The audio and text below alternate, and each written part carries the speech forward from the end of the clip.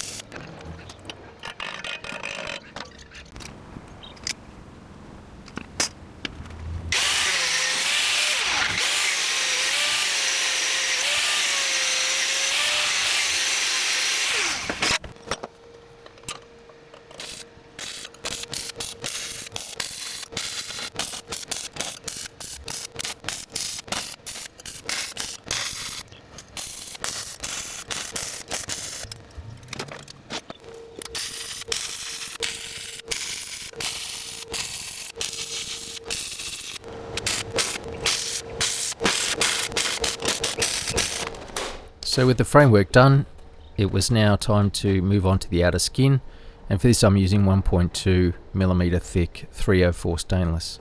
I'm using 304 stainless around because that's all I could get for offcuts.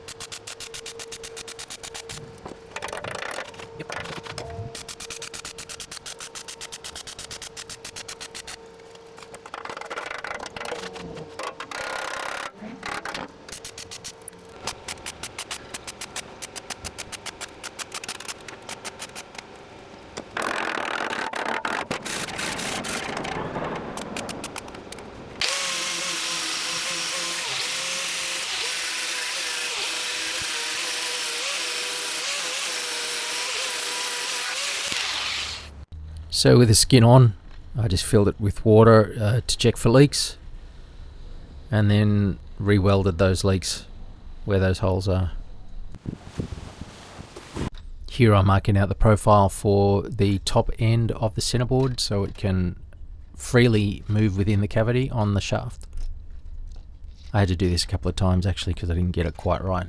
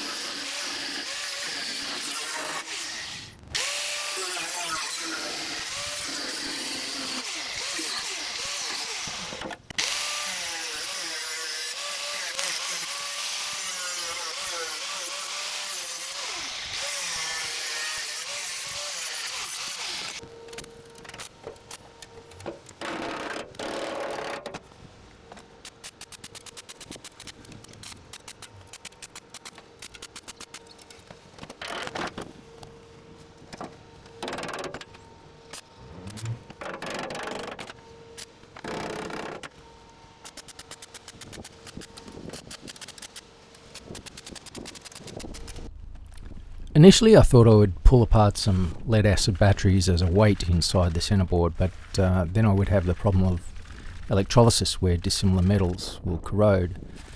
I didn't want the centreboard to be hollow, so I opted for concrete. A couple of bags of ready mix from the hardware store did the job, cheap as chips. Then I just topped up the remainder of the cavity with some resin and welded the top closed.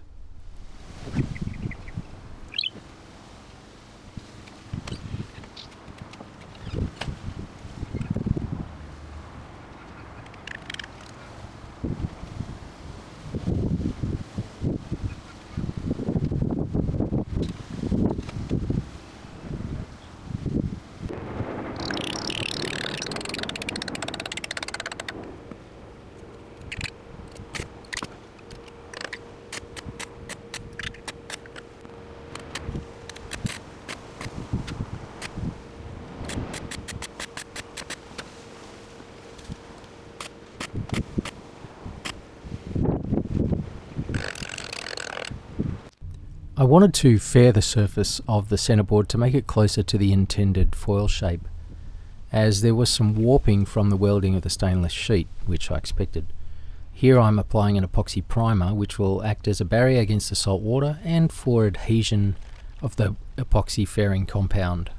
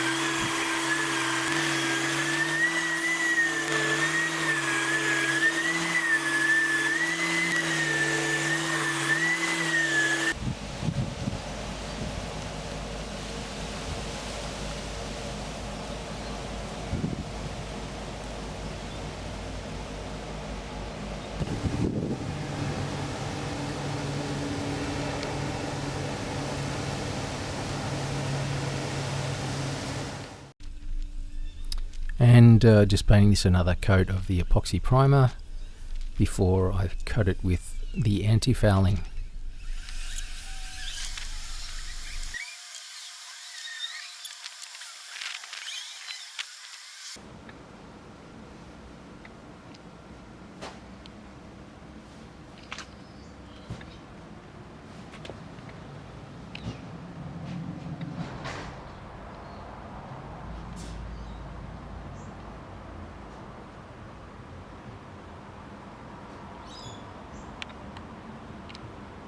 So here I'm just painting the anti-fouling, which is a mix of epoxy resin and 200 mesh copper powder.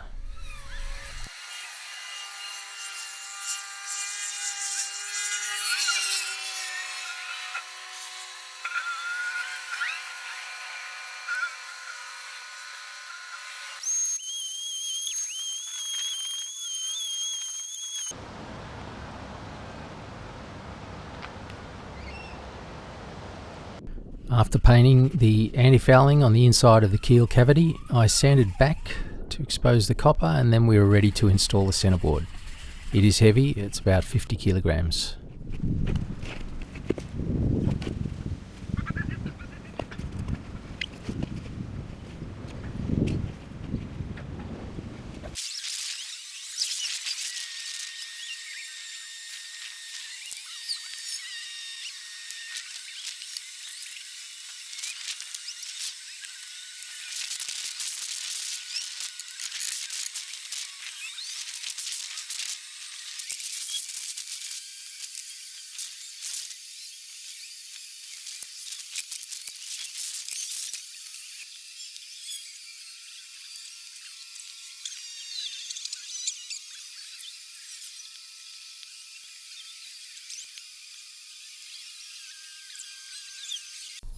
So here I'm just removing the old jam cleat which the previous owners were using to raise and lower the centreboard, making way for a hand winch. And after wrangling for a couple of hours, I managed to get the centreboard in place, jacked up and connected to the cable. Now we're putting the shaft through.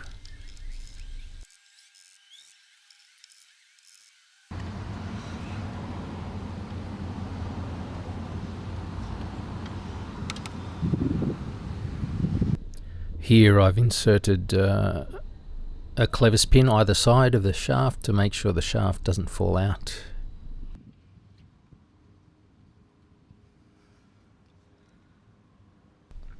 And now it's time for the moment of truth. But the real test will be when we take it out on the water. At least, though, we know we won't be going sideways.